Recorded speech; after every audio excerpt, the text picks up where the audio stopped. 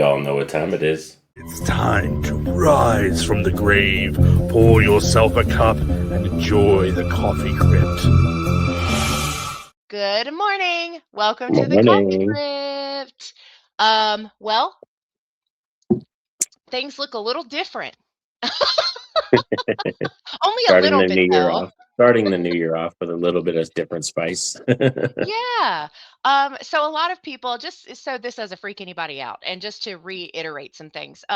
So Steve doesn't really do much with voices anymore. They have a baby, they have a lot of life changes. Things just Yeah, happen sometimes. So just in case anybody's concerned, Steve and I are still friends. There's no nothing. In fact, when we got ready to revisit doing the coffee crypt, I made sure he was okay with it. I was like, hey, yeah, this is kind of your baby. How we feeling? He was like, of course, like keep it for the show.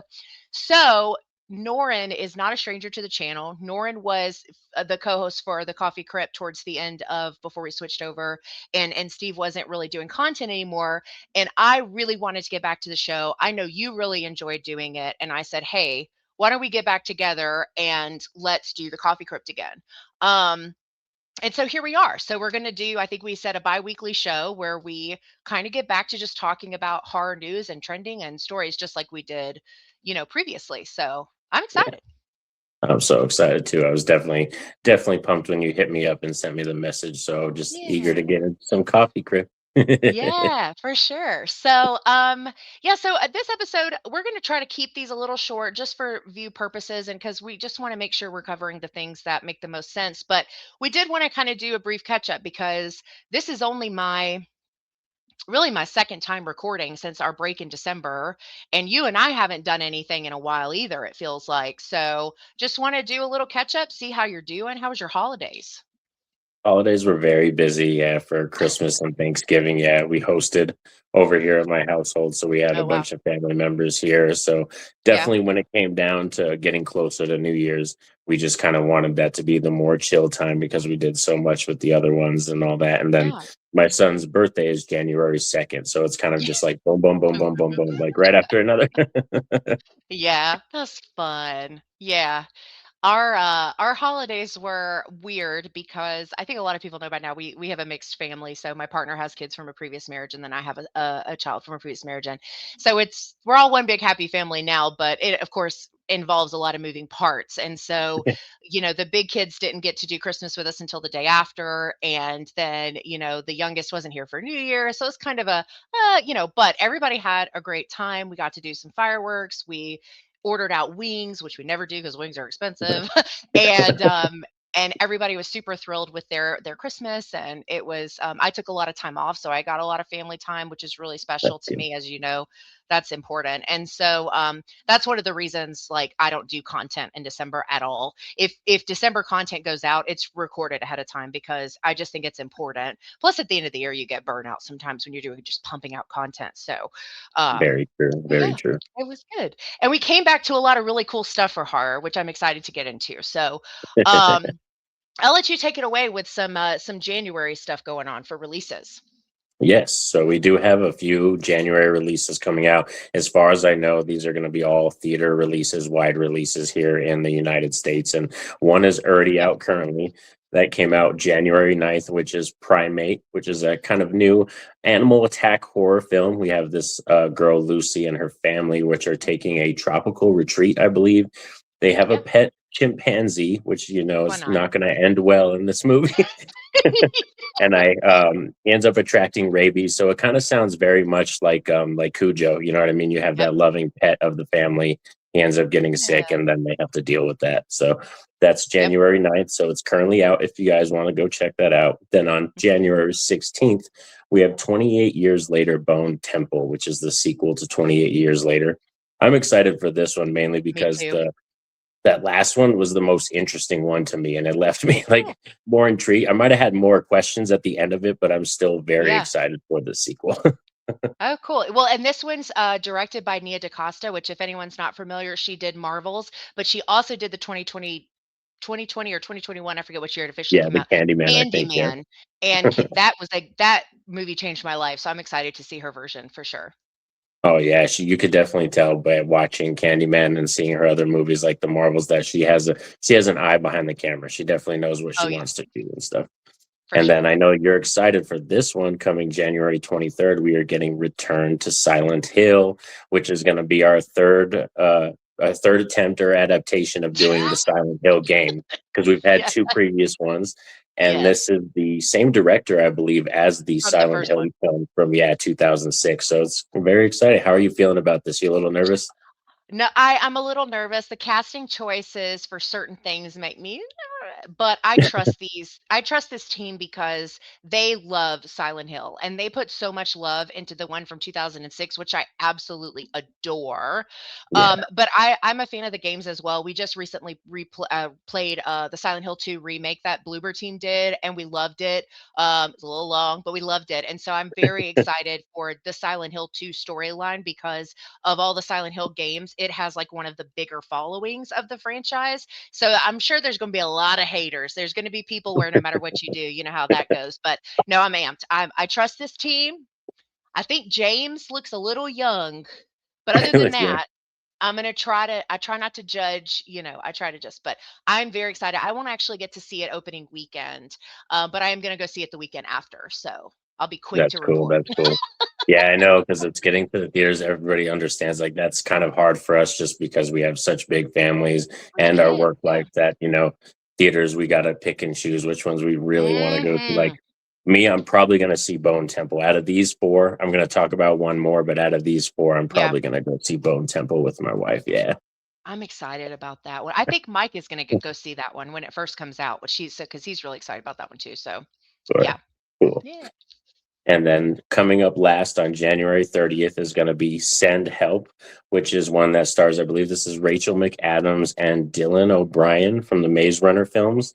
And this is going to be one about a co-worker. She's an employee and he's her employer, and they end up getting trapped on an island after a plane crash. And it looks like it's kind of that, survivalist horror on an island, but I he love is it. in that position where he's going to have to rely on her, and he's not the best boss. Let's just say that he's I kind of a see. mean boss. Okay. I actually haven't heard of this one. I'll have to look it up. The trailer for it. Yeah. Yeah, this Yeah. one, the trailer looked pretty interesting. And I believe, if I'm not mistaken, correct me if I'm wrong, I don't know, in the chat and everything or in the comments when people are down there, I believe this one's either produced or directed by Sam Raimi. So it sounds exciting. Oh, it could be really good then. Yeah, yeah, yeah. Yeah. I'll have to watch the trailer for that. Yeah, I'm stoked for. I want to see Primate too, I want to see that one as well, and I will definitely watch Bone Temple because I'm telling you, after I saw Candyman, Nia DaCosta, immediate fan of hers, immediately. I love her, so I'm excited, and I'll be championing Silent Hill probably the whole time. So I'm Oh, excited. yeah. Definitely for Um, sure. We got it. We've got some good stuff coming, and we had an interesting year, I would say, in horror for 2025. And, before years ago, we weren't seeing horror in award shows. It was very hard for them to get recognition. Like, I think Silence of the Lambs was one of the first ones ever nominated for an Oscar. Like, it's harder to get some of those, like, more uppity ones to, like, embrace horror. Well, we had Golden Globes and the Choice Awards in the last, like, week or so, and in both of those, horror showed up. Now, some of this is not gonna be very surprising because I think this film in general just really took a lot of people by storm, but Sinners swept Yeah. for the Choice Awards. So I'm just going to kind of rattle off what the awards were and who won. So Michael B. Jordan won Best Actor for Sinners. Pedro Pascal got Best Actor for Series for Last of Us. Demi Moore got Best Actress for The Substance. Sophie Thatcher got Best Actress for Companion. So side note, Companion was not listed as horror, but it's horror to me, so I put it on here because it's actually listed as sci-fi. Yeah, I don't But know why they did that. I mean, I can see why they named it sci-fi, but to me, yeah, like, if I was to do a list, it was going to be on horror for me as the movies. no, I totally agree, but I thought it was worth a mention because even though I'm glad she won because I did actually really love that movie. It was very fun. So she did it. So I feel like it was good because at least then she got the win for that movie because Yeah. it was really good. So best horror movie was Sinners. Best horror series was The Last of Us. The best villain movie was Heretic, which I also consider horror. It wasn't horror specific category, but they had like some superhero ones, but horror won. Like That's a horror movie. Um, of course, Amy Madigan won Best Supporting Actress for Weapons for Aunt Weapon. Gladys. Of course, right? This one I have, but Best Support Actor for Frankenstein, which is weird because this the monster, but Jacob Elordi. I don't know how you say his Lordy, last name, but yeah, he won. yes, Yeah, so he won for Frankenstein. Best Screenplay, Ryan Coogler for Sinners. Best Young Actor was Miles Caton, which was the younger kid in Sinners. yeah.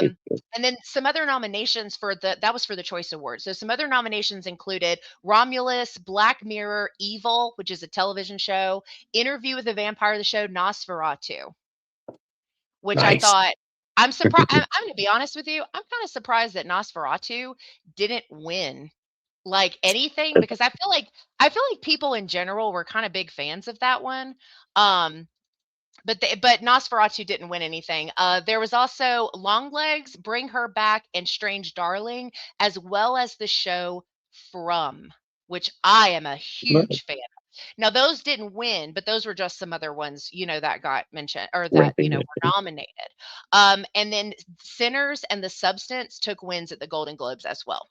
So it was a really cool thing to see the horror showing up for awards season. Like it's just that it doesn't happen like this very often. So it was really cool.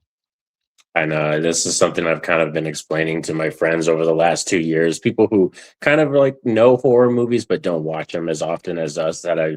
told them that horror is going to be taking the world by storm, and they just kind of didn't really understand what I meant. And it's because horror is like one of those subgenres that you can include anything, anything, sci-fi. You can make a reality, a Yep. mockumentary. You can do Mhm. so much with it that it just lends itself to having really good stories.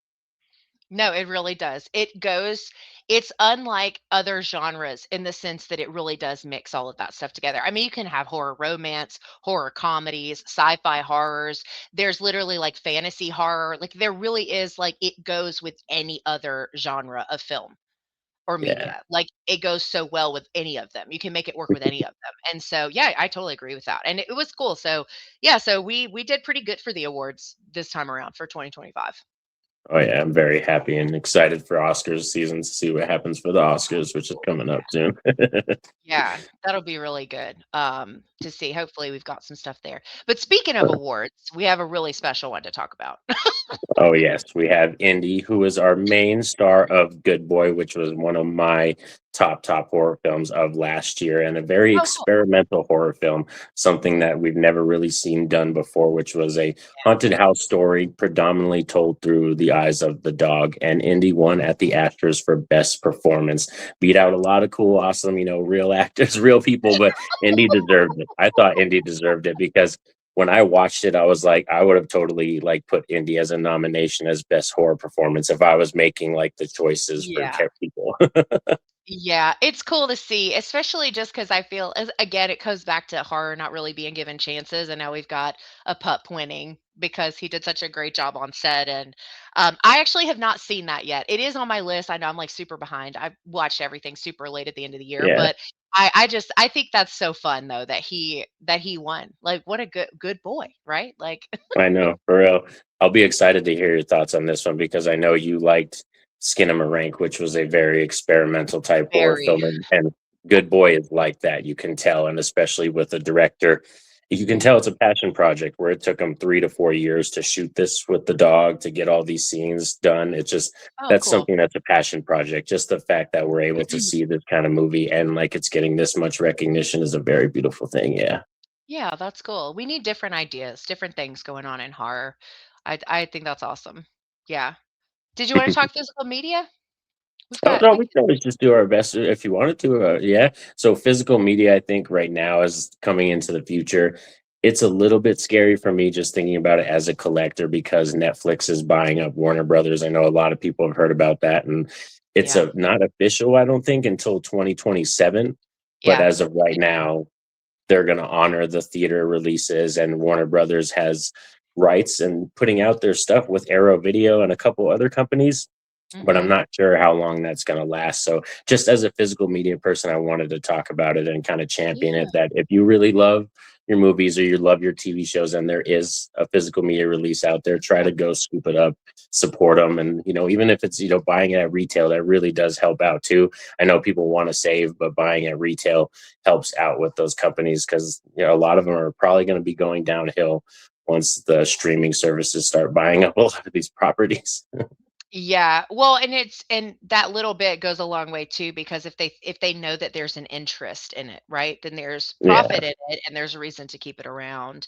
Plus nowadays they've got so many cool like types of physical media. So I don't I used to be like super into like DVDs and collecting movies and things, and I've kind of fallen off of that for a long time. But there are super cool things to get. Like you've got the steelbook releases of things, you've got, I think it was either last year or the year before, like even Walmart did these black and red cases of like classic horror movies. So I bought like yeah, the Poltergeist movies and it was like a nice. collection, but they had like a cool little box. So yeah, I mean, if the interest is there, they're more likely to keep it around. So, Sure. buy Yeah. So I physical. mean, we have as consumers, we have the power. We vote and We buy do. with our dollars and tell them what we want. So, Yeah, no, we do. You're absolutely right. Yeah. Let's go buy physical so media.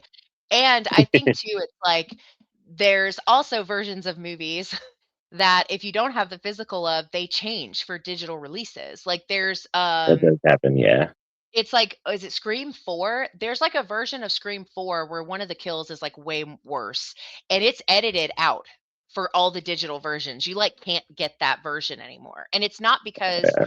that was like something that they did early on, like they just decided to take it out and they Yeah. re-released it digital, and you can't unless you have it already. You don't get it more. So yeah, buy physical. It's a good idea. Well, cool. So we'll wrap up our first episode back with our favorite pick from 2025. So mine was very cliche because it we just talked about it kind of a lot. But um my standout film from last year was Sinners. I It's very difficult for me to like takes on vampires anymore. Mhm. It's been done so many times and it's been done really bad, right? But Sinners had I was just explaining this to a coworker who said they didn't understand the themes. I was like, "Oh, let me tell you about them." So this film is I literally watched it and I couldn't stop thinking about it for days.